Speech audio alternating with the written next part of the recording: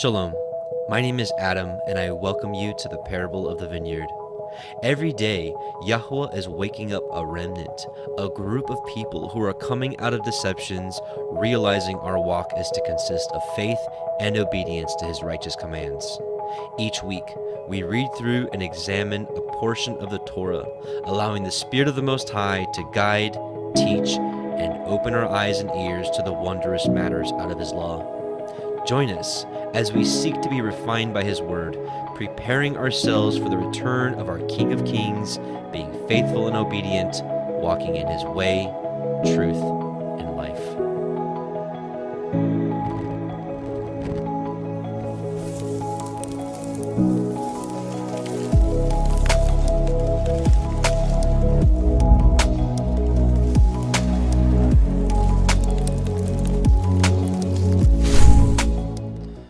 Shabbat Shalom and welcome back, brothers and sisters. Welcome to the Parable of the Vineyard YouTube live stream, Torah portion, week 39, Chukat. That is Numbers chapter 19, verse 1 through 22, verse 1. We got the red heifer teaching. We've got the cleansing of someone who touched a dead body, the disobedience of Moshe and Aharon at the waters of Meribah, and the conquest over King Sihon and Og. A lot to go over as always. Let's start with a quick prayer and bless our Creator. Heavenly Father, O Yahuah, we come before you and say Shabbat Shalom and thank you for all that you've done for us. Thank you for sending your Son, Messiah Yahusha, that we may have belief in life and forgiveness and reconciliation.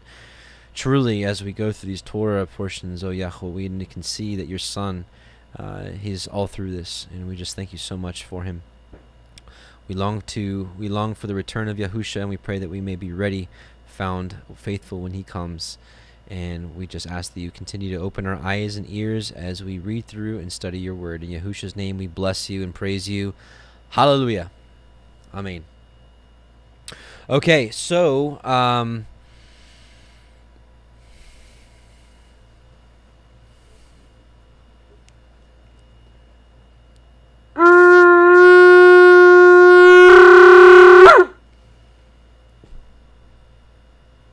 okay. Let's thanks Josh for letting me borrow that. That's great. Let's get into the study. So we are in Leviticus. We are in Numbers 19, and we're going to start with the reading of the red heifer, purification red heifer. Okay, here we go. And Yahuah spoke unto El Moshe and to El Aharon, saying, This is the ordinance of the Torah, which Yahuah has commanded, saying, Speak unto the children of Yisrael, that they bring you a red heifer without spot, wherein is no blemish, and upon which never came yoke. And ye shall give her unto Eleazar the priest, that he may bring her forth without the camp, and that one should slay her before his face. Now it's interesting that this red heifer is without spot, so just like Yahusha, the lamb without spot, blameless, right? Without any spot, the stain of any sin, no blemish, and upon which never came yoke, right? And think about the yoke of the bondage of sin. Could be interesting little reference there. And you shall give her unto Eleazar the priest, that he may bring her forth without the camp, and one shall slay her before his face. And I forgot to mention a couple things. We are reading from the Sefer version, which is my preferred version. However, as you know, we like to cross-reference many different versions. But also, I want to make this disclaimer that I consider myself a student of the Torah, and so I present these as studies, not as I'm your teacher and such and such and such. This is as like if we were hanging out in my living room and I'm like, hey, let's read the Torah portions, and I want to go over my notes with you. So it's up to you to study them, to pray on it, and to,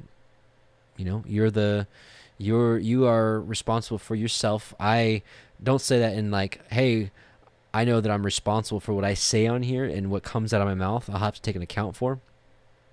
But to know that I'm just a man and I get things wrong, so I may have some things wrong here. So you may be like, oh, I agree with that. I don't know about that, Adam, which is fine. Just like if I were here to you speak, I'd probably be like, yeah, cool. I don't know about that, but everything else cool. Hey, we're bros. We're bros and sisters, whatever. A lot of fireworks going on here tonight. And Eleazar the priest shall take shall take of her blood with his finger, and sprinkle of her blood directly before the tabernacle of the assembly 7 times. And one shall burn the heifer in his sight, her skin, her flesh, her blood, with her dung shall he burn. And the priest shall take cedar wood, and hyssop, and scarlet, and cast it into the midst of the burning of the heifer. Then the priest shall wash his clothes, and he shall bathe his flesh in water, and afterward he shall come into the camp, and the priest shall be unclean until the evening.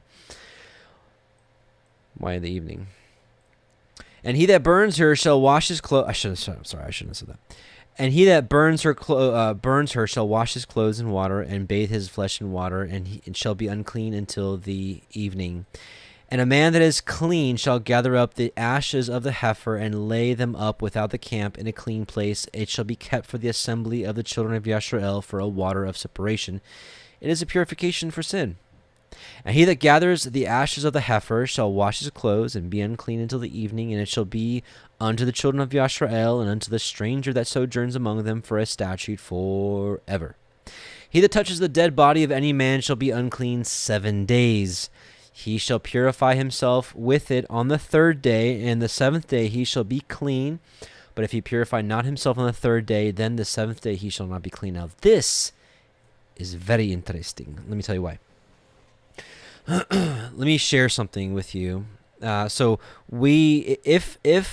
Yah made the heavens and the earth in 6 days, on the 7th he rested, and if a day is 1,000 years, you have 6,000 years of man and 7,000 years of the millennial reign, heaven coming down to earth in the heavenly reign. So, if someone is not purified from the 3rd day, the 7th day he will not live.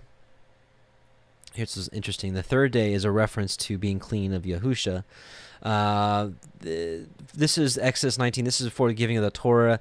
And a couple times here he said, be ready against the 3rd day. From the 3rd day, Yahweh will come down in the sight of all the people upon Mount Sinai.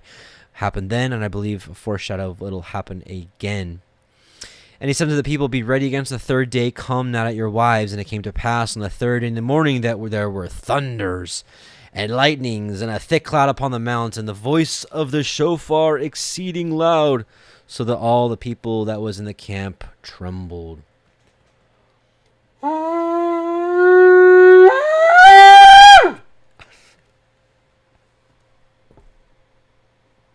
Probably a lot more bass than that. Anyway, so there's something about this 3rd day. Hosea 6:1-3. Come and let us return unto Yahuwah, for he has torn, and he will heal us. He has smitten, and he will bind us up. After 2 days he will revive us, and in the 3rd day he will raise us up, and we shall live in his sight. Then we shall know that if we follow on to know Yahweh, his going forth is prepared as the morning, and he shall come unto us as the latter rain, as the latter and the former rain unto the earth. I believe Yahusha is that 3rd day cleansing, and if you're not cleansed on the 3rd day, you won't be clean on the 7th day. So I believe this is a hidden little passage here about Yahusha. But if he shall not purify himself in the 3rd day, then the 7th day he shall not be clean. So if you're not clean, no unclean thing shall enter into the tabernacle of the Most High.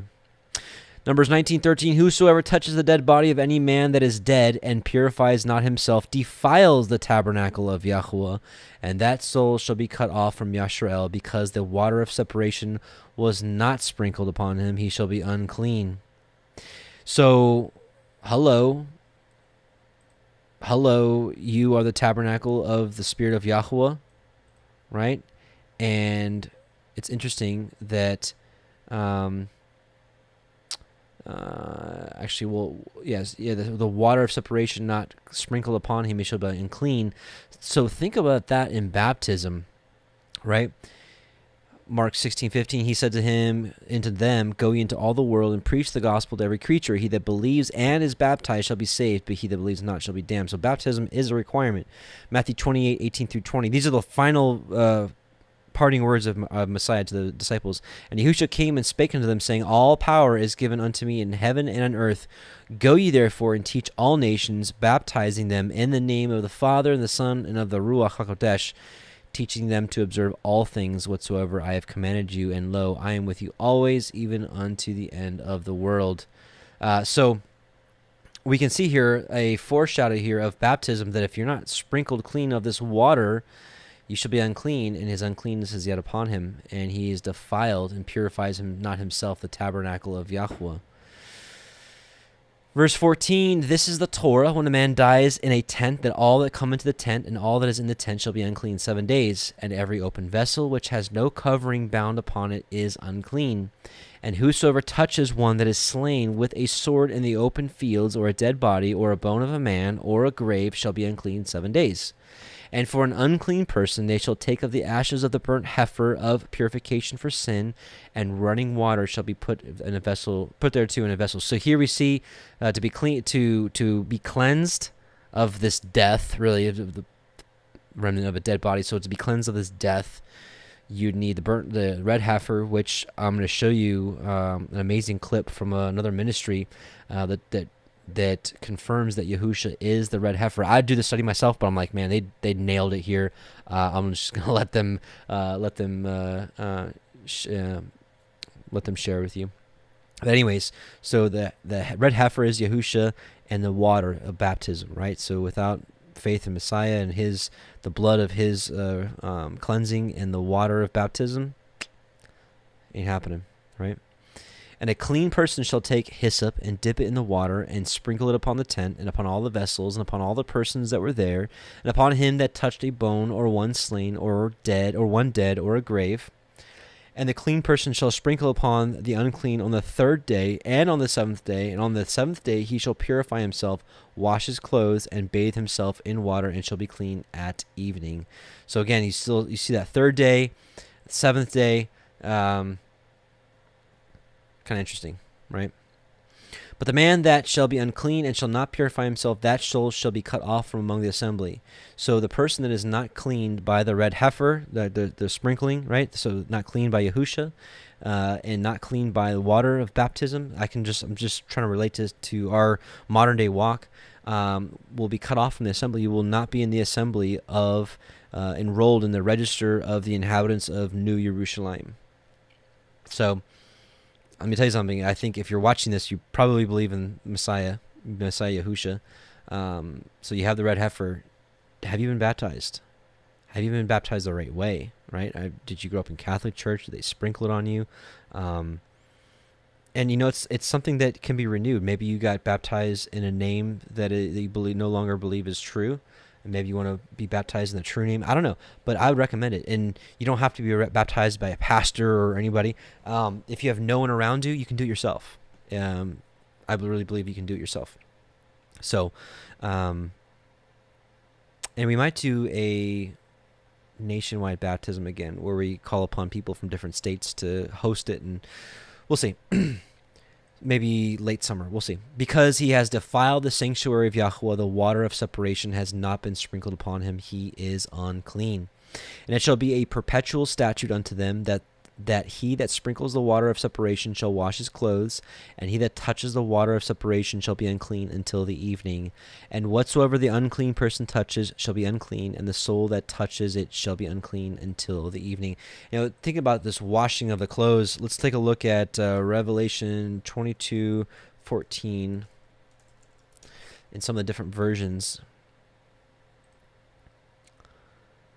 Blessed are they who wash their robes, that they may have the right to the tree of life and may go through the gates into the city. Blessed are those who wash their robes, they will be permitted to enter through the gates of the city, right? So pretty interesting, talking about this washing of your clothes and the water of the separation and the red heifer, which is Messiah Yahusha. Very interesting. And we can see here, it's said a couple times here that if the water of the sanctuary is not upon him, he's defiled the sanctuary of Yahuah. And what is the sanctuary of Yahuah? 1 Corinthians 3:16. Know ye not that you are the temple of Elohim, and the spirit of Elohim dwells in you? Right? We together as a people are built up the tabernacle. So lest we defile it, right? Also, this parallels something we read in Ezekiel 36. This is a prophecy of receiving of the Ruach, the Holy Spirit. For I will, Ezekiel 36:24-28, for I will take you from among the heathen and gather you out of all the countries, and will bring you into your own land. Then will I sprinkle clean water upon you, and ye shall be clean. From all your filthiness and from all your idols will I cleanse you. A new heart also will I give you, and a new spirit will I put within you, and I will take away the stony heart out of your flesh, and will give you a heart of flesh. And I will put my spirit within you and cause you to walk in my statutes, and you shall keep my judgments and do them. So you see the sprinkling of the clean water, and you see the Spirit, and the Spirit causes us to walk in his statutes. So anybody that says they have the Holy Spirit but believe that we're not supposed to walk in the Torah, I don't believe they have the Holy Spirit inside them. And then that's blunt, because you're going to be like, well, my mom, she goes to church, and she's such a nice lady. Mine too. I get it. I totally get it. But the Holy Spirit is supposed to lead us to the truth, which is the Torah, period. And my Messiah taught that very plainly. So we're going to read a passage here in the Targums, and then we're going to show you a quick little video clip. It'll bless you greatly. And a man, a priest who is clean, shall gather up the ashes of the heifer in an earthenware receptacle, its opening covered round about with clay, and shall divide the ashes into 3 portions, of which one shall be placed within the wall of Jerusalem, another in the Mount of Olives, and the third portion be in the custody of the Levites. And it shall be for the congregation of Israel, for the water sprinkling. It is the heifer immolated for the remission of sins. And I'm here to tell you, Messiah Yahusha is the fulfillment of the red heifer, and I'm going to show you a video that I believe will show you without a doubt that he is. And this is from a ministry that I have watched on and off over the years. I could tell you straight up that we do not agree on everything, but who does? Specifically the extra biblical texts, Enoch and Jasher and Jubilees and all those kind of things, which is okay. But let me tell you something. These brothers know their Torah, and I want to share you. This is from it's called their ministry is called The Way. So if you want to look more into them, they come recommended by me. Just knowing that we disagree on some things, but it's okay. So this is from Charlie and JP from The Way Biblical Fellowship, and you can search this. You can just search the crimson worm, and they'll pull up one of the first couple of videos. It's about a 7-minute video. I'm going to share that clip with you right now, but if you want to watch this again or share it with somebody, look it up for yourself, and I will actually, let's see, I'll show you what it looks like so you can share it, and maybe I'll put it in the chat. I'll show you what it looks like. It's called the Crimson Worm. Some of you already seen this, I know it. Oh, cool. At least on my search bar, it's the first one, and it's right here, the Crimson Worm. Yeah, it's 7 minutes 11 seconds, and it's from The Way Biblical Fellowship. I will put this in the chat. Okay, so let's watch the video, and this will bless you. I'll see you in about 7 minutes.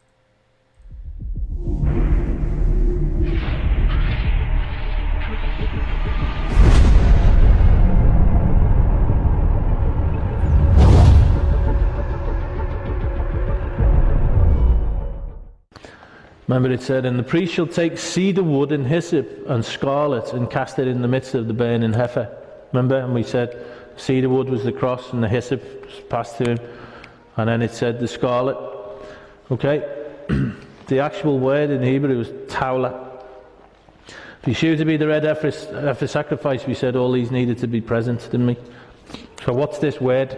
Taulah, which is written as scarlet in our Bibles. Where else do we find the word taulah? Psalm 22, which is all about the crucifixion, says this: O God, I cry in the daytime, but thou hearest, and in the night season, and am not silent.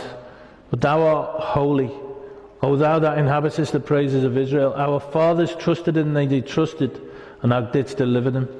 They cried unto thee and were delivered. They trusted in thee and were not confounded. But I am a worm. It's the same word, taulah. And no man, a reproach of men, and despised of the people. This is speaking. This is Yeshua. This is prophetic. This psalm is prophetic of the crucifixion. And he says, I am a worm. I am taulah. This 22nd Psalm, by the way, was written nearly 1,000 years before the crucifixion. However, if you read the entire Psalm, you can clearly see it was all recorded as a prophetic event that would take place one day. Yahuah knows the future better than we can remember the past. Yahuah foretold the punishment of his only begotten Son for the redemption of the world. Every detail is unfolded, and a millennium after it is written, the prophecy came to pass. It's remarkable. Psalm 22, 14 to 18, just to show you that this psalm is all about the crucifixion. I am poured out like water, and all my bones are out of joint. My heart is like wax, it is melted in the midst of my bowels. My strength is dried up like a potsherd, and my tongue cleaves to my jaws. Now has brought me into the dust of death. For dogs have compassed me, the assembly of the wicked have enclosed me. They pierced my hands and my feet. I may tell all my bones. They look and stare upon me. They part my garments among them and cast lots upon my vesture. So this is Psalm 22. Crimson or scarlet worm. Jesus speaking, Yeshua speaking in the context of the crucifixion in the Messianic Psalm 22:6. But I am a worm and no man, a reproach of men and despised of the people. Worm, Hebrew, taulah or talath, which is not the normal Hebrew word for worm. The usual word for worm is rimma. Tolath is the name of a specific worm, the crimson or scarlet worm of the Middle East. And this is quite remarkable. I am a worm, Tolath, and no man a reproach of men and despised of the people.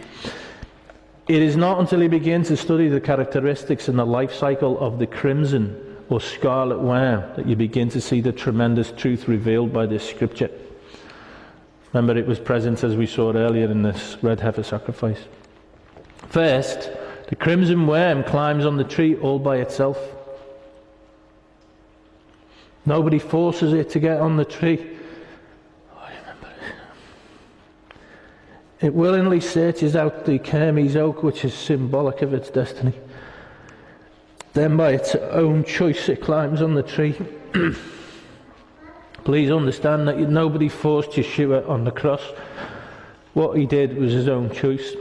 He could have called all the angels of heaven to release him, but he died alone for you and me. The crimson worm knows when it climbs on the tree that it will not come down alive.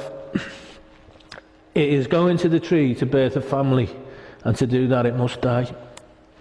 Yeshua, knowing all things, still was willing to die on the cross to birth a family. Once on the tree, the crimson worm then attaches itself to the tree. It makes sure it is secure, because the body of the worm will eventually be the shelter for the young which are born. Remember, it was not nails that held Yeshua to the cross, it was love. The worm will then lay its eggs and shelter them under her body.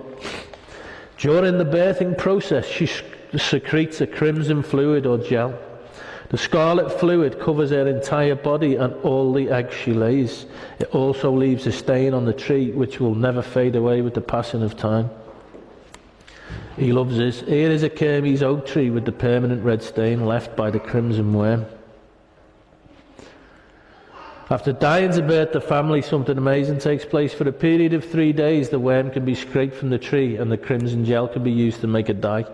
That dye was the same which was used in the tabernacle and in the garments of the high priest. And on the morning of the 4th day, the worm has pulled the head and tail together and is now in the shape of a heart in the tree, but it is no longer crimson. It is now a wax which is white as snow. They can still harvest the wax and use it to make shellac, a preservative of wood. So, the mother crimson worm willingly climbs onto a tree to die to birth a family. Yeshua willingly went to the cross to die so that we can live eternally with him as his family. The baby worms are covered with the red fluid of the dying mother worm, just as we are covered with the red blood of Yeshua and are washed as white as snow. After 3 days, the young worms are ready to leave the shell. The mother is still attached to the shell and to the tree, and she dies so that she can birth a family. On day 4, the mother's worm tail pulls up into her head into a heart shape, and the heart is no longer red, it turns as white as snow. The snow white wax looks like a little patch of wool on the side of a tree and begins to flake off and drop to the ground like snow. And it reminds us of Isaiah 1:18. Let us reason together, saith Yehovah, though your sins be as scarlet, they shall be as white as snow. Though they shall be like crimson tolath, they shall be as wool. The crimson worm is also very fragrant when it is crushed. Ephesians 5:2, walk in love as Christ has also loved us and hath given himself for us an offering and a sacrifice to God for a sweet smelling savour.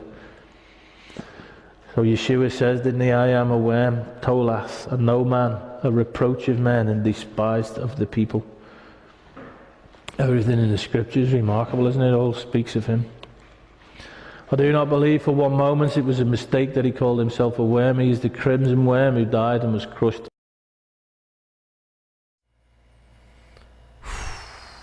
That was powerful. Thank you, JP and Charlie, for giving me permission to share that with the brothers and sisters here. So I pray that blessed you, brothers and sisters. I don't know how many times I've watched that, but Charlie still chokes me up. I don't know if it's Charlie that chokes me up, but whatever. The message is amazing. So praise Yah.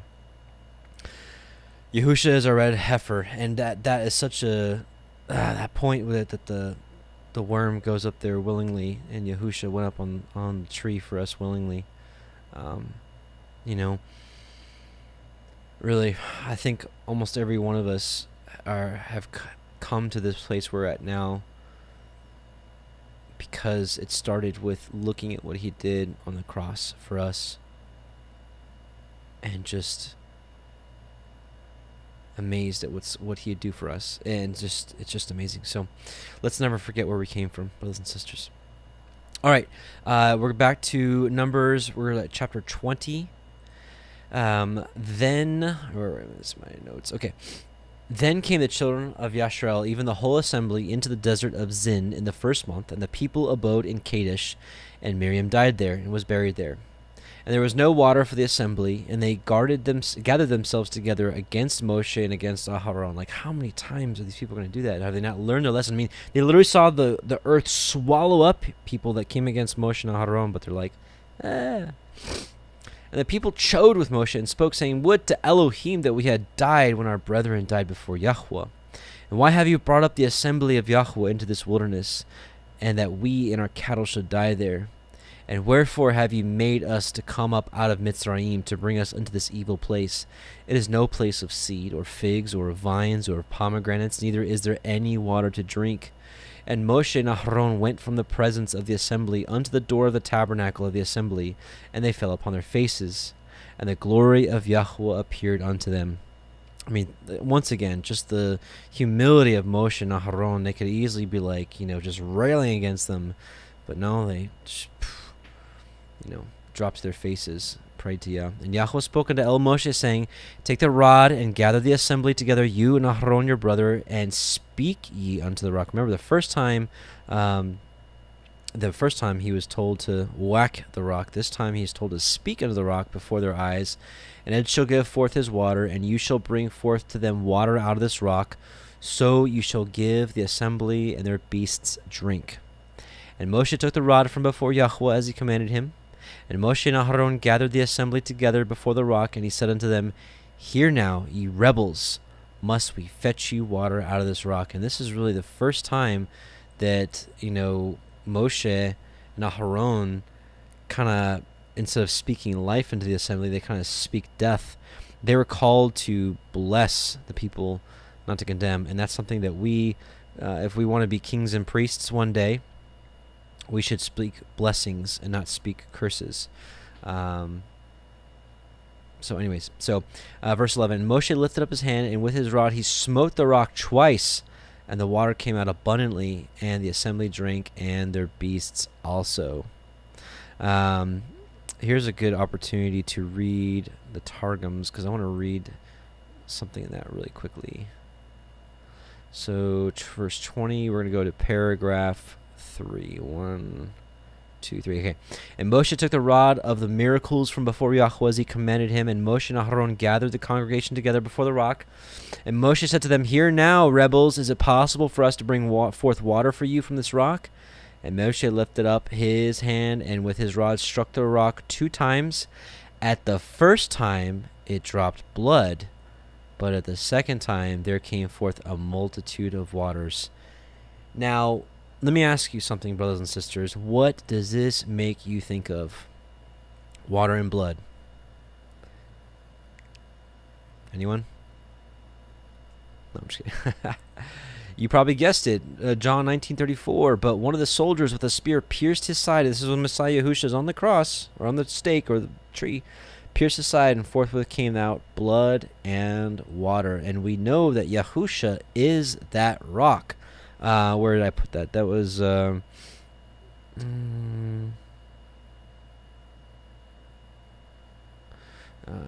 let's just...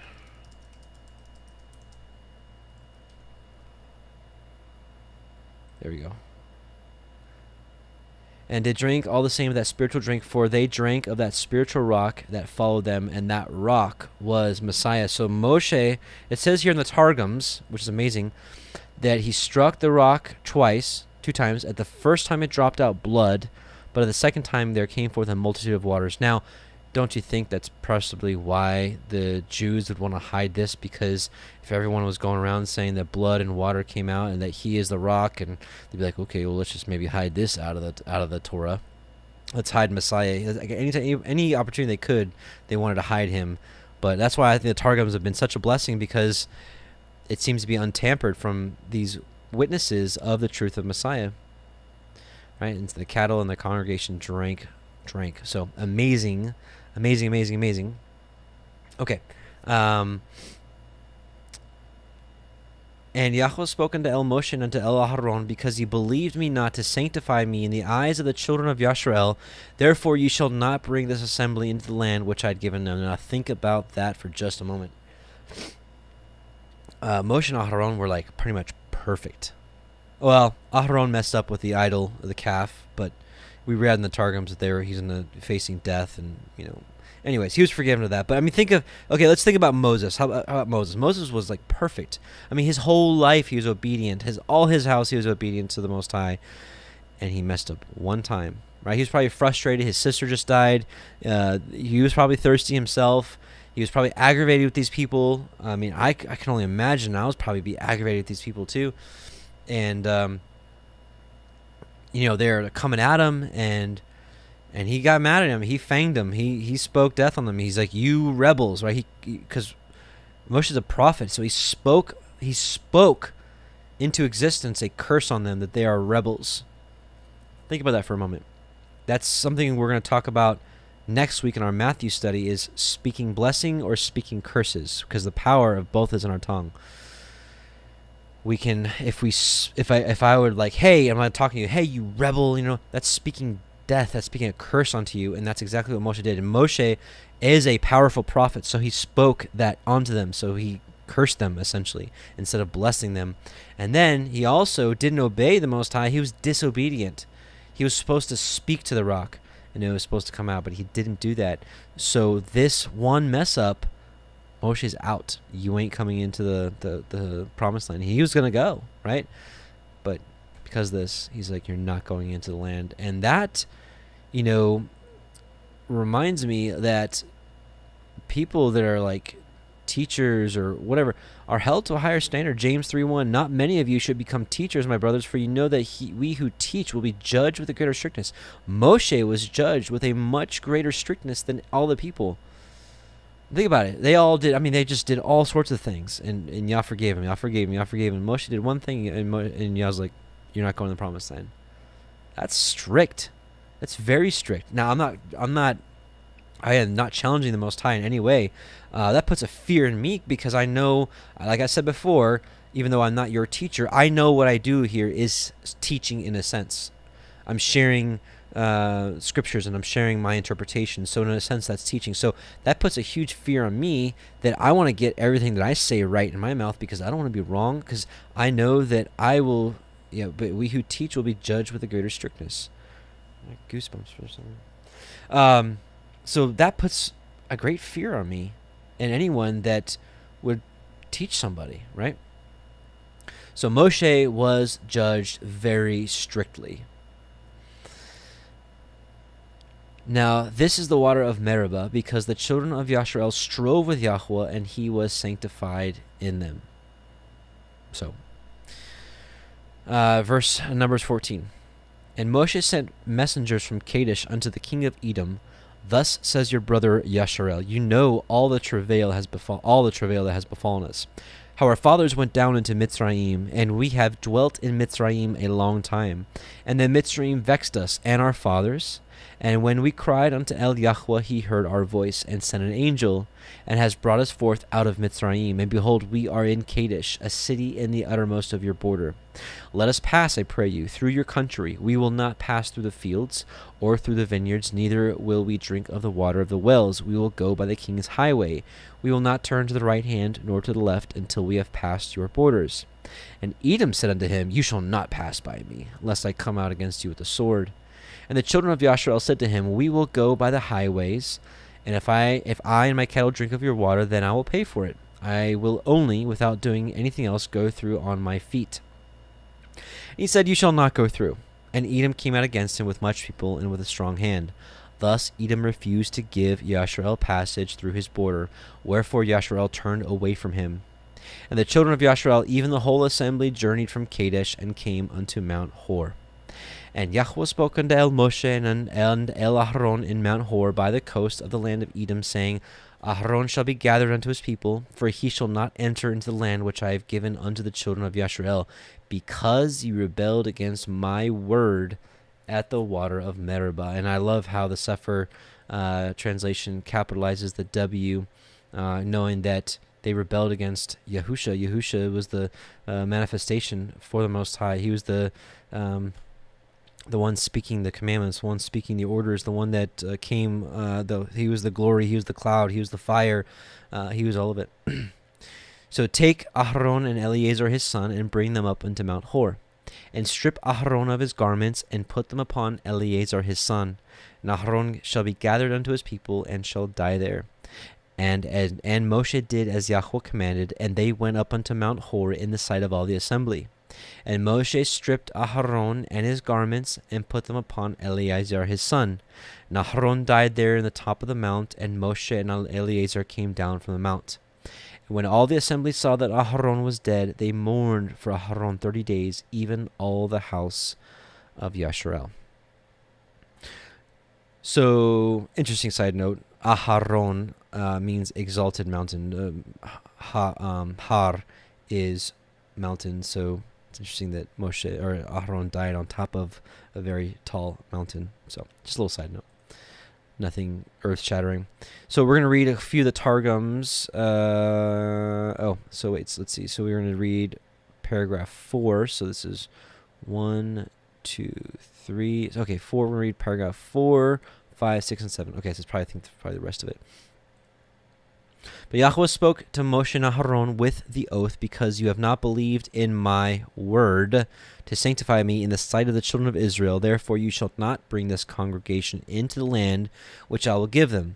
These are the waters of contention, where the sons of Israel contended before Yahuah on the account of the well that had been hidden, and he was sanctified in them, and Moshe and Aharon, when the waters were given to them. Also, side note, it did say that there was a well there, but it was hidden when Miriam died, earlier in this Targum portion. Then Moshe sent messengers from Rechem unto the king of Edom, saying, Thus saith thy brother Israel, You have known all the trouble that hath found us, that our fathers went down into Mitzrayim, and dwelt in Mitzrayim many days.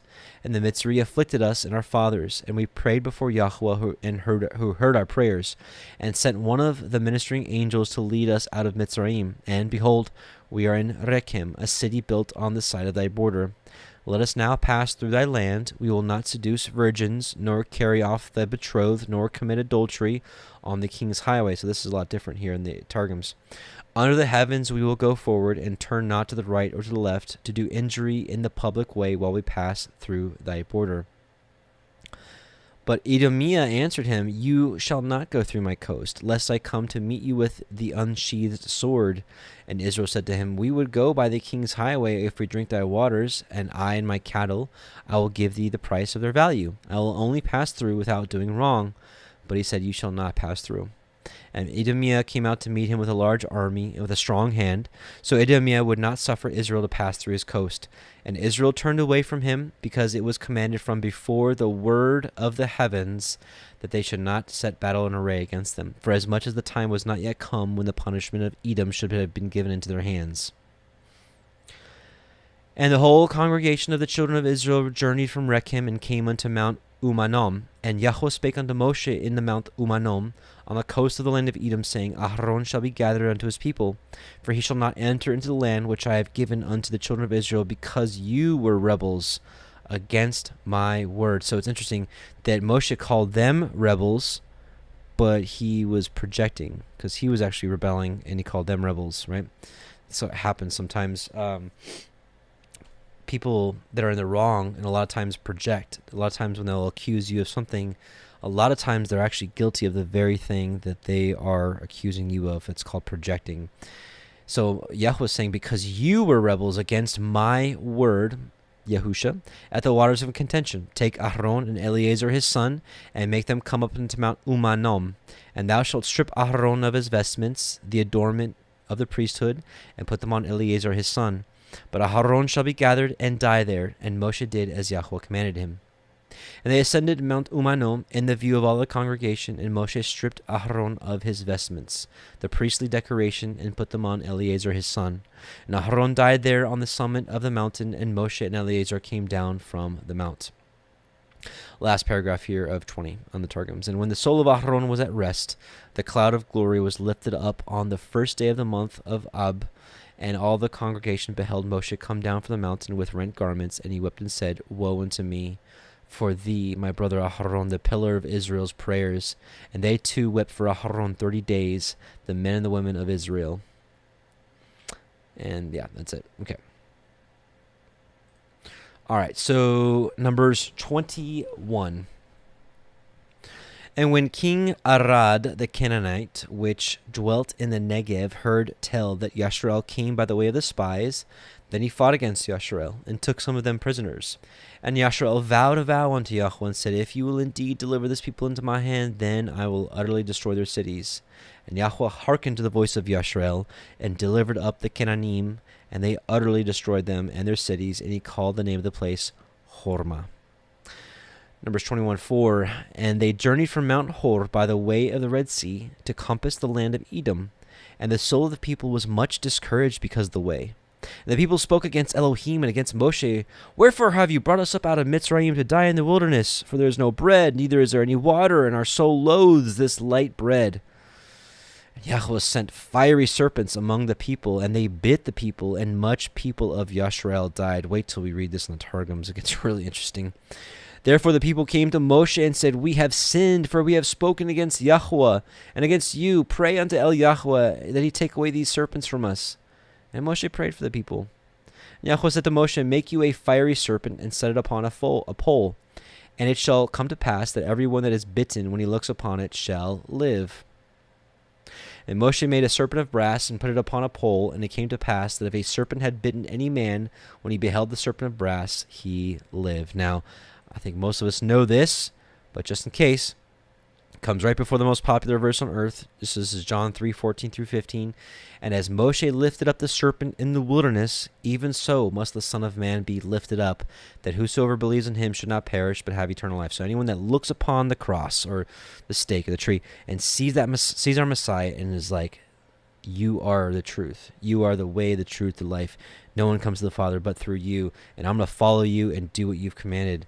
They have life, right?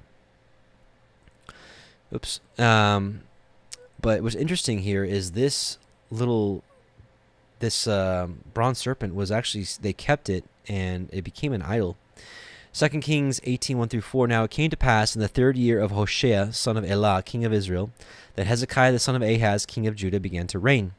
25 years old when he began to reign, and he reigned 29 years in Jerusalem. His mother's name was also Abi, the daughter of Zechariah. And he did that which was right in the sight of Yahuah, according to all that his father David did. He removed the high places, and brake the images, and cut down the groves, and brake in pieces the brazen serpent that Moshe had made. For unto those days the children of Israel did burn incense to it, and called it Nehushtan. Which is interesting, because I believe the cross has become an idol. That's why, I don't know. People make a good case whether Yahusha was nailed on a stake where, his hands were like above his head, not on a cross. Cross comes from pagan origins, but then again, the pagans could have stole the truth of the cross and used it for their... I don't really have a dog in the fight. I don't make a huge deal out of it, but I do believe that the cross has become an idol, especially if you look into Catholicism and... So Nehushtan, that pole with the serpent on it, became an idol to it, and so Hezekiah broke it down. So pretty interesting. And then the other thing is, I think they've distorted it. But you know, where did this symbol come from of healing, right? For modern day medicine, the serpent on a pole, right? Now they've probably taken something that was good and distorted it as well with the double serpents. What is this called? Like caducees or something like that?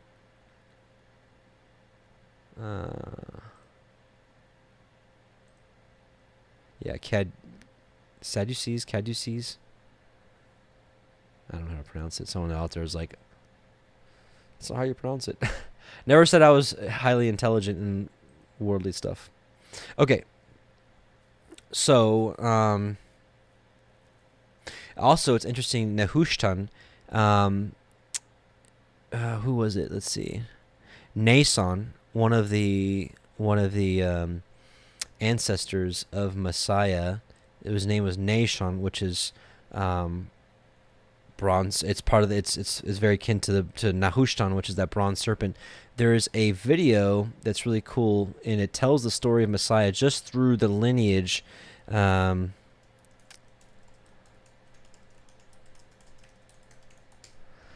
Let's see. So here it is. And part of that, it's called the Messiah's lineage, tells an interesting story. And what we do is we go through all the names of Yahusha's lineage in Matthew, and one of the names is Nehushtan. So it says, and if you put it all together in a sentence, it says that it declares that he is the bronze serpent. So, like here, I'll read you. If you take all the names from Abraham all the way down to Yosef, the father of Messiah, it tells a story. And it says, the father of many, which is Abraham, right? The father of many, he will laugh, he will supplant and assail, he will be praised and blossom, a dart of joy, a division of song, he will be elevated, our kinsman of nobility, he is the bronze serpent, the oracle of Yah, clothed in a robe and mantle, in strength he will be a servant and serve. My husband, our beloved, is peace. The people are enlarged, and Yah is my father. He is a man of sorrows, and a ruler and governor. Yahuah is exalted, and he is the power of Yah, the strength of Yah. Yahuah is perfect and complete. He has grasped and possessed through Yahuah's strengthening. Forgetting the multitudes of the people, Yah heals and has possessed them. I have asked of Elohim to be pressed out of Babylon.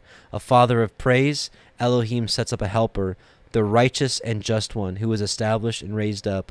Elohim is majestic. Elohim has helped. He gave us a gift, the heel, the supplanter, and the increased double portion. Yahuah saves. That's the lineage of Messiah Yahusha put into a paragraph. So pretty interesting. Pretty interesting. All right, let's get back to the Torah portion. All right, so we're at Numbers 21:10. The children of Yasharel set forward and pitched in Ovot, and they journeyed from Ovot and pitched in Hava-Araim in the wilderness which is before Moab, toward the sunrising. From thence they removed and pitched in the valley of Zered. From thence they removed and pitched on the other side of Arnon, which is in the wilderness that comes out of the coast of the Amorim. For Arnon is the border of Moab, between Moab and the Amorim. Wherefore it is said in the Sefer of the Wars of Yahuah, what he did in the Red Sea, and in the brooks of Arnon, and at the stream of the brooks that goes down to the dwelling of Ar, and lies upon the border of Moab. And from thence they went to Be'er, that is the well whereof Yahuah spoke unto Moshe, gather the people together, and I will give them water. Then Yasharel sang this song, spring up a well, sing ye unto it. The princes dug the well, the nobles of the people dug it, by the direction of the Torah giver with their staves, and from the wilderness they went to Matana. And from Matana to Nachaliel, and from Nachaliel to Bamoth, and from Bamoth in the valley, that is the country of Moab, to the top of Pisgah, which looks towards Yeshimon. And Yasharel sent messengers unto Sihon, king of the Amorim, saying, Let me pass through your land. We will not turn into the fields or in the vineyards. We will not drink of the waters of the well, but we will go along by the king's highway until we be past your borders. And Sihon would not suffer Yasharel to pass through his border. But Sihon gathered all his people together and went out against Yasharel into the wilderness, and he came to Yachatz and fought against Yasharel. And Yasharel smote him with the edge of the sword, and possessed his land from Arnon unto Yabok, even unto the children of Ammon, for the border of the children of Ammon was strong. And Yasharel took all these cities, and Yasharel dwelt in the cities of the Amorim, in Heshbon, and in all the villages thereof. For Heshbon was the city of Sihon, the king of the Amorim, who had fought against the former king of Moab, and taken all his land out of his hand, even unto Arnon. Wherefore they that speak in Proverbs say, Come unto Heshbon, let the city of Sihon be built and prepared. For there is a fire gone out of Heshbon, a flame from the city of Sihon. It has consumed Ar of Moab, and Baalei Baamoth of Arnon. Woe unto you, Moab! You are undone, O people of Chemosh. He has given his sons that escaped, and his daughters into the captivity unto Sihon, king of the Amorim. We have shot at them. Heshbon is prepared even unto Dibon, and we have laid them waste even unto Nopach, which reaches unto Medeba. Thus Yasharel dwelt in the land of the Amorim. And Moshe sent to spy out Yaezer, and they took the villages thereof, and drove out the Amorim that dwelt there, that were there. And they turned and went up by the way of Bashan, and Og, king of Bashan, went out against them, and he and all his people to the battle at Edrei. And Yahuah said unto Moshe, Fear him not. This is an amazing passage in the Targums. We're going to read the Targums just in a second. For I have delivered him into your hand, and all his people, and his land, and you shall do to him as you did unto Sihon, king of the Amorim, which dwelt at Heshbon. So they smote him, and his sons, and all his people, until there was none left him alive, and they possessed his land. Last verse, this is 22 verse 1, and the children of Yasharel set forward and pitched in the plains of Moab on this side of the Yarden by Jericho. So, let's take a look at, let's see. But I forgot to mention here in verse 14, wherefore it is said in the Sefer of the Wars of Yahuah. I believe this is the book of Jasher. Some people disagree, but I do believe it is Jasher because it is a book that describes all the different wars that we don't get in the Torah. I want to read a couple things for you. First of all, I want to read, let's see. I want to read Jasher. Read Jasher 85, 1 through 33. So we're going to get a little recap of this with a few extra points here in Jasher, the same scene. Okay. And the king Arad, the Canaanite, who dwelt in the south, heard that the Israelites had come by the way of the spies, and he arranged his forces to fight against the Israelites. And the children of Israel were greatly afraid of him, for he had a great and heavy army. So the children of Israel resolved to return to Egypt. And the children of Israel turned back about the distance of 3 days, journeyed unto Masaroth Benai Yakon, for they were greatly afraid on the account of King Arad. And the children of Israel would not get back to their places, so they remained in Benai Yakon for 30 days. And when the children of Levi saw that the children of Israel would not turn back, they were jealous for the sake of Yahuah. And they rose up and fought against the Israelites, their brethren, and slew of them a great body, and forced them to turn back to their place, Mount Hor. And when they returned, King Arad was still arranging his host for battle against the Israelites. And Israel vowed a vow, saying, If you will deliver this people into my hand, then I will utterly destroy their cities. And Yahuah hearkened to the voice of Israel, and he delivered the Canaanites into their hand, and he utterly destroyed them and their cities, and he called the name of the place Hormah. And the children of Israel journeyed from Mount Hor and pitched in Obot. And they journeyed from Obot, and they pitched at Izeh Abarim, in the border of Moab. And the children of Israel sent to Moab, saying, Let us pass now through thy land into our place. But the children of Moab would not suffer the children of Israel to pass through the land. For the children of Moab were greatly afraid, lest the children of Israel should do unto them as Sihon of the Amorites had done unto them, who had taken their land and slain many of them. Therefore Moab would not suffer the Israelites to pass through his land, and Yahuah commanded the children of Israel, saying that they should not fight against Moab, so the Israelites were moved from Moab. This is all the same.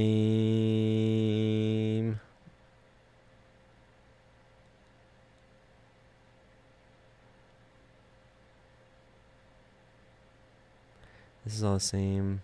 I just want to read what's different. Okay, here. And Og, a king of Bashan, was a very powerful man, but Naron, his son, was exceedingly powerful, even stronger than he was. And Og said in his heart, Behold, now the whole camp of Israel takes up a space of 3 parsa. Now I will smite them at once without sword or spear. And Og went up to Mount Yahaz, and took from thence 1 large stone, the length of which was 3 parsa. That's like 6 miles. So this is Og. We know Og was a giant. Then so be it. I mean, that's huge, but hey, you'll have a second witness here in the Targums. Check this out. And he placed it on his head, and resolved to throw it upon the camp of the children of Israel, to smite all the Israelites with that stone. And the angel of Yahuah came and pierced the stone upon the head of Og, and the stone fell upon the neck of Og. That Og fell to the earth on account of the weight of the stone that upon his neck. At that time Yahuah said to the children of Israel, Be not afraid of him, for I have given him and all his people and all his land into your hand, and you shall do to him as you did to Sihon. And Moshe went down to him with a small number of the children of Israel, and Moshe smote Og with a stick at the ankles of his feet, and slew him. Yeah, interesting. Okay, so that's the different parts in Yashar, and now I'll read a little bit from the Targums. We're going to read Targums 4, 5, 6, and then 4, 5, 6. Okay, so 1, 2, 3, 4, 5, 6. Okay. And Yahuah said to Moshe, Make thee a serpent of brass, and set it upon a place aloft. And it shall be that when a serpent has bitten anyone, if he behold it, then he shall live, if his heart be directed to the name of the word of Yahuah. Whoa. Back up. So we saw earlier that Messiah himself made the connection of the serpent of brass to himself being lifted up. Well, here, apparently it was here the whole time. When the serpent hath bitten anyone, if he hold it, then he shall live, if his heart be directed to the name of the word of Yahuah. Well, the word of Yahuah is Messiah. It's right here. It's been here the whole time. And Moshe made a serpent of brass, and set it upon a place aloft. And it was, when a serpent had bitten a man, and the serpent of brass was gazed at, and his heart was intent upon the name of the word of Yahuah, he lived. Bam, there's the gospel right there in the Torah. Where was this all of our lives, right? I'm telling you, brothers and sisters, I know I'm just like, Targums, but let me tell you something. The Targums has been an absolute blessing. Can you not see your Messiah clearly in here? Did you see your Messiah clearly in the Masoretic text or the Septuagint? Not really.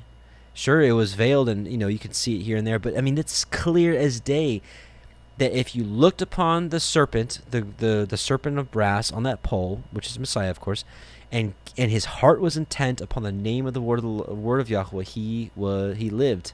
Bam. That's it right there. That's huge. That's amazing.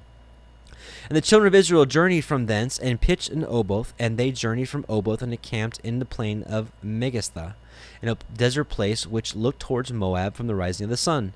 Thence they journeyed and encamped in a valley abounding in reeds and oysters and mandrakes, and they journeyed from thence and encamped beyond Arnon, in the passage of the desert that stretched from the coast of Amorah. For Arnon is the border of Moab, situate between Moab and Amorah. That's Gomorrah. And dwelt therein a priesthood of the worshippers of idols. Therefore it is said in the book of the Torah, where are recorded the wars of Yahuah, who had been smitten with a blast of leprosy, and had been banished beyond the confine of the camp, made known to Israel that Edom and Moab were concealed among the mountains in ambush, to destroy the people of the house of Israel. But Yahuah of the world made a sign to the mountains, which pressed one to another, so that they died, and their blood flowed through a valley on the brink of Arnon. And a fusion of the streams of their blood flowed to the habitations of Lechiath, which were, however, delivered from this destruction, because they had not been in their councils, and behold, it was unto the confine of Moab. And from thence it was given to them, the Israelites, the living well, the well concerning which Yahuah said to Moshe, assemble the people and give them water. Then behold, Israel sang the thanksgiving of this song at the time that the well had been given, at the time that the well which had been hidden was restored to them through the merit of Miriam. Spring up, O well, sang they to it, and it sprang up. The well which the fathers of the world, Abraham, Yitzhak, and Jacob digged, the princes who were of old digged it. The chiefs of the people, Moshe and Aharon, the scribes of Israel, found it with their rods, and from the desert it was given them a gift. We're going to skip a little bit. So this is 7, 8, 9, 10, 11. Okay. Therefore, say they who speak in Proverbs, ascend, because of the men of their people like fire come out of Heshbon, making war as flames of fire from the city of Sihon. The king of the Amorites are slain, the villages of the Moabite cities are destroyed, and the priests are slaughtered who sacrifice before the idols of Arnona. Woe to you, Moab, for you are consumed, destroyed, O worshippers of the idol of Chemosh. Your sons and daughters, bound by the collar, are carried into captivity of Sihon, king of the Amorites, and the kingdom has ceased from Heshbon, and the ruler from Dibon, and his ways are made desolate unto the smithies which are nigh unto Medeba. And Israel, after they had destroyed Sihon, dwelt in the land of the Amorites, and Moshe sent Caleb and Phinehas to examine Machbar, and they subdued the villages and destroyed the Amorites who were there. Then they turned and went up by the way of Matan, and Og, the king of Matan, came out to meet us, he and all his people, to give battle at Edrei. And it was when Moshe saw Og, he trembled before him, stricken with fear. So this Og was probably, the Targums does say that Og was one of the giants pre-flood, that survived pre-flood. So this is probably one of the really big giants, like the ones in Enoch's days that says there are 3,000 ells. So when Moshe saw Og, he trembled before him, stricken with fear. But he soon answered and said, this is Og the wicked, who taunted Abraham our father and Sarah, saying, you are like trees planted by the water channels, but bring forth no fruit. Right, so he was taunting them for not having any children. Therefore hath the Holy One, blessed be he, spared him to live through the generations, that he might see the great multitude of their children, and be delivered into our hands. Then spake Yahuah unto Moshe, fear him not, for I have delivered him into thy hands, and all his people and country, and you shall do to him as you have done to Sihon, king of the Amorites, who dwell at Heshbon. Now it was after the Og the wicked had seen the camp of Israel spreading over 6 miles, he said within himself, I will make war against this people, that they may not do to me as they had done to Sihon. So he went and he tare up a mountain 6 miles in size, and brought it upon his head to hurl it upon him. But the word of Yahuah. So in the Jasher it said the angel of Yahuah, which if you haven't seen the video we did a couple months ago, it's called the angel of Yahuah identified, or identity, the angel of Yahuah. I believe that we've clearly showed that the angel of Yahuah, not an angel, but the angel of Yahuah is the word, which is Yahusha. So, but the word of Yahuah forthwith prepared a reptile which ate into the mountain and perforated it, and his head was swallowed up within it, and he sought to withdraw it, but he could not, because his back teeth and his front ones were drawn hither and thither. And Moshe went and took an axe of 10 cubits, and sprang 10 cubits, and struck him on the ankle of his foot, and he fell and died beyond the camp of Israel. So, same story, different details. 2 witnesses. Thus it is written, they smote him and his sons and his daughters and all his people, till none of them remained to escape, and they took possession of his land. Praise Yah. That was awesome. And, well, that is the study. That is the study, brothers and sisters. So I pray that maybe some of it was a blessing for you. Maybe you learned something new. Maybe not. Either way, it was a blessing to study the Torah with you, whether you're watching this live now or maybe you're watching this days, months, years, weeks later. I don't know. Nevertheless, let's end this in prayer. Let's bow our hearts. Let's lift up holy hands. If you feel led to me, lift up your hands to the heavens. Heavenly Father, Yahuah, we bless you. We thank you for this opportunity to come together and to study your word. We thank you for all you've shown us, all you've given us. We thank you for your Son, Messiah Yahusha, the fulfillment of all these sacrifices that we see. And we see them all throughout your scriptures plainly. And we thank you for opening our eyes that we may see clearly in these last days. We owe it all to you. You are the revealer of wisdom and understanding. And we owe everything that we have to you. And we thank you. And we just ask you to continue to share wisdom with us, that we may grow and may do what's right in your sight. Please guide myself and everyone that might be listening to this, O Yahuwah. And we ask this in Yahusha's name. Shabbat Shalom. Hallelujah. And praise you, Yah. Amen.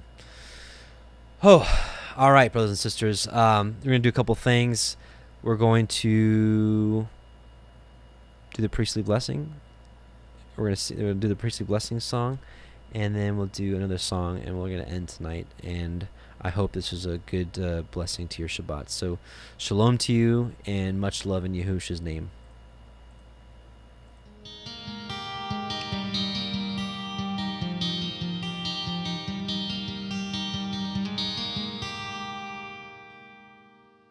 יברכך יחוה וישמרך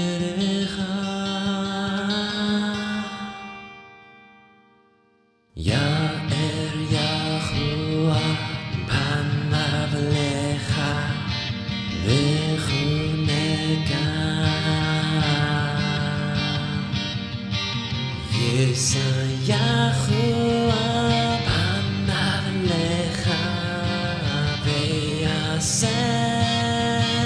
לך שלום יישא יחוה פניו לך ויעשה לך שלום ויעשה לך שלום ויעשה לך שלום.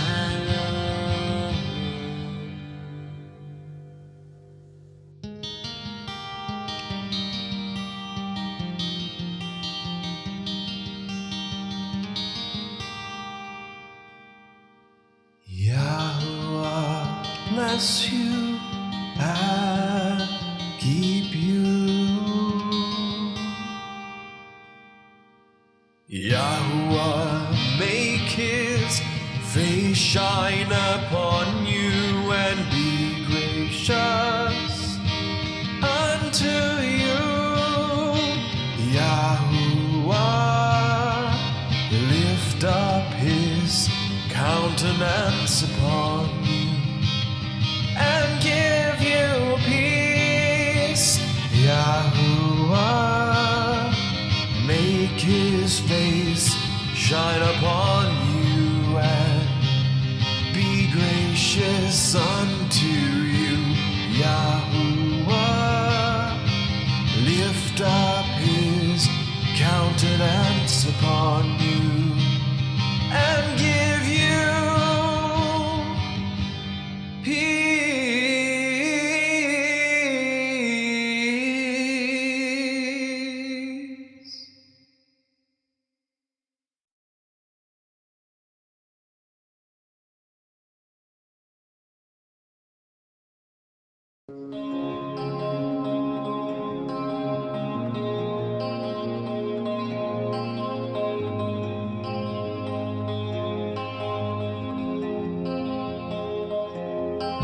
Blessed are you, Yahuah Szavát. You gave us of your Son so we could have hope. Taught us how to walk in spirit and in truth. He is the vine, through him we bear fruit. Your word's a lamp unto our feet, our heart's desire with every single beat. Your Torah inside us, commandments we know.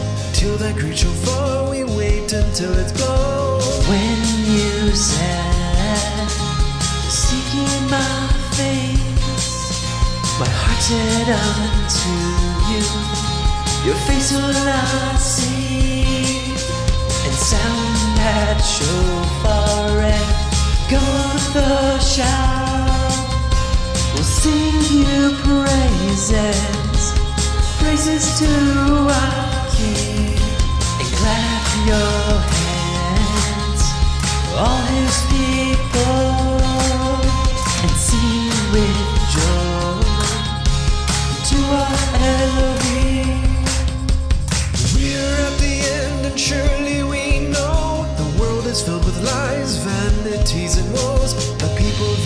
come returning to his way.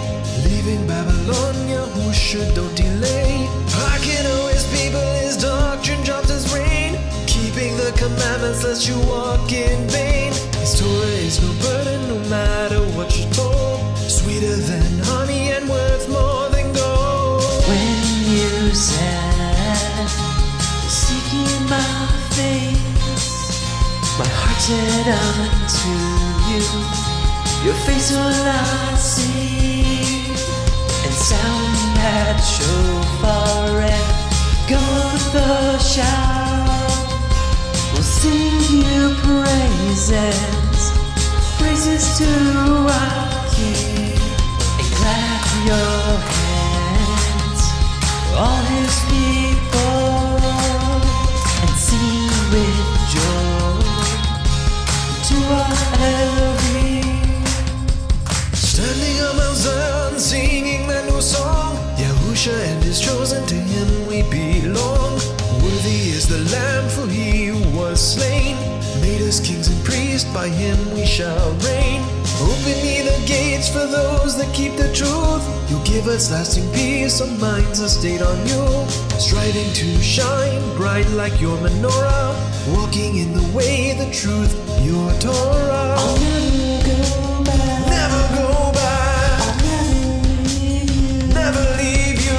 I'll never go back. Never go back To my old way. to my old way. I'll seek your face. Seek your For face all of my days. for all of my days. You've given me You've given me peace by teaching your way. teaching your ways.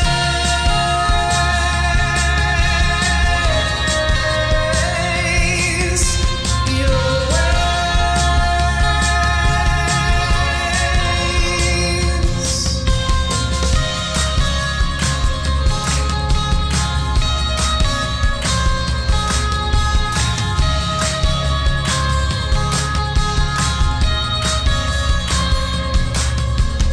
When you said, seeking my face, my heart said unto you, your face will I see, and sound that shofar and God the shout will sing you